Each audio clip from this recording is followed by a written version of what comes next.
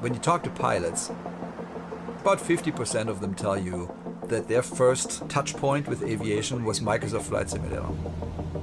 The more people get to touch that and maybe fall in love with it, I mean, I think we would be so humbled if we achieved just a little bit of that.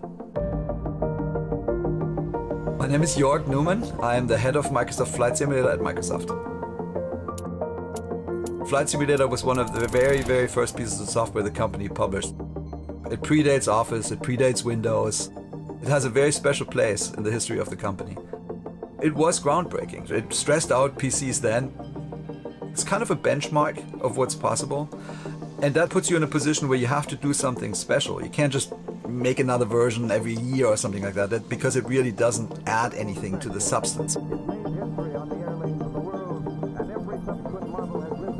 I just got a new PC at that time. It was actually my first PC. I had nothing to play, so I just started hacking around and testing and programming. And then I started just making the games I wanted to play. At some point I found out that it's more fun to make them than to play them.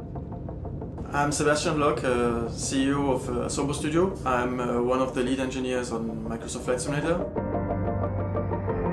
For me, the fascination with airplanes started much earlier as a kid, but then seeing that realized in a computer game was sort of falling in love all over again with planes. Flying is a very intrinsic human dream. Seeing that on a PC even as early as 79 or then for Microsoft 82, I think was eye-opening what can be achieved. The dream that goes all the way back to the beginning of the franchise. Can we get the planet to a much, much greater level of detail? And the answer was probably. The dream for aviators has always been to be able to use VFR. VFR stands for Visual Flight Rules. You look outside the window, and lo and behold, it looks exactly like the real world. You need a highly accurate model of the Earth in order to do that.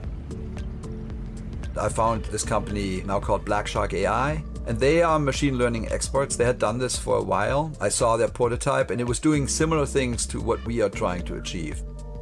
I talked to the Bing Maps team, which is a wonderful resource we have at Microsoft, and they have tons of data. Satellite imagery, aerial imagery, essentially photographs of the planet at high resolution. So the raw materials were there. But when you look at Bing Maps, it's not really needing a high frame rate. That's not really the experience, right? It's very much a map app.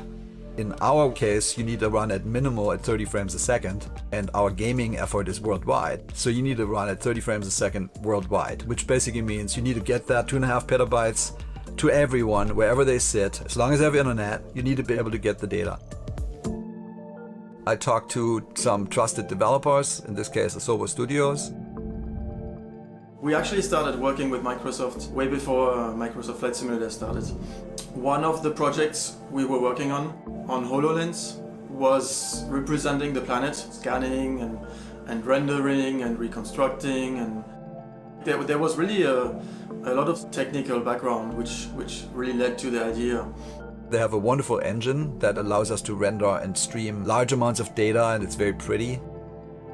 You have all that data, but is it small enough to fit on an end-user computer? Very quickly you find out it is not.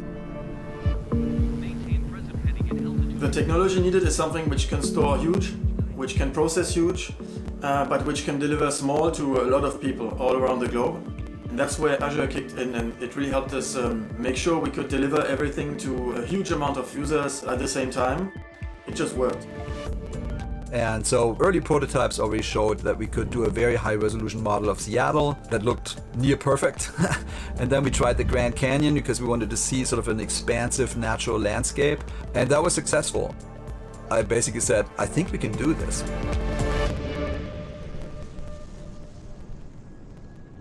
The idea of the digital twin is try to build a one-to-one copy of the planet, a digital copy that is not in 3D, but I would say maybe in 4D, right? That is really moving through time like the real planet. It's important as a simulation to be as close as possible to reality. So we kept working ourselves outward and added more and more, and at some point we had the entire planet at high resolution.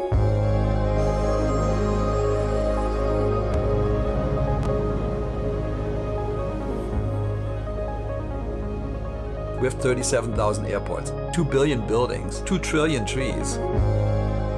But that's not enough either, because we are flying planes in flight sim. And the thing that makes flying so fascinating is no flight's the same because of the atmosphere. Full day-night cycle, full season cycle, a very detailed weather model. The sun, the moon is fully realized and simulated. Getting a real great atmospheric simulation was paramount to making this successful.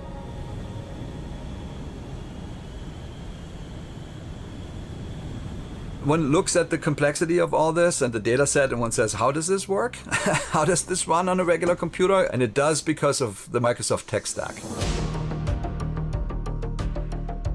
It was really a conjunction of all these technologies, storage, source data, delivery, that came together. Microsoft has built an incredible amount of infrastructure with data centers across the planet, and all the infrastructure around that enables us to get the data to the people. We had never thought about the cloud that way, but it totally worked. There is no more hard definition of what a platform is. Every platform does punch above its weight class because you can get a lot more data than you could ever store, so essentially just becoming an endpoint. More and more of the processing will be cloud-based, and it's a really good thing. We thought that the physical box that we're working on is the limiter, that the CPU and the GPU and the amount of storage you have is the determiner of what you can achieve, and that is no longer so.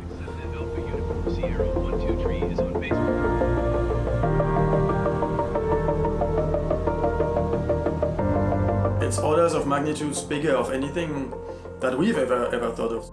I mean, our people working on Azure, it's not a huge team, right? So I think the tools are very efficient. Without that, we wouldn't have been able to do anything of it. You don't have to invent a bunch of technology. You can plug yourself into the technology stack that we had, which I think it's going to take gaming to definitely to a new level.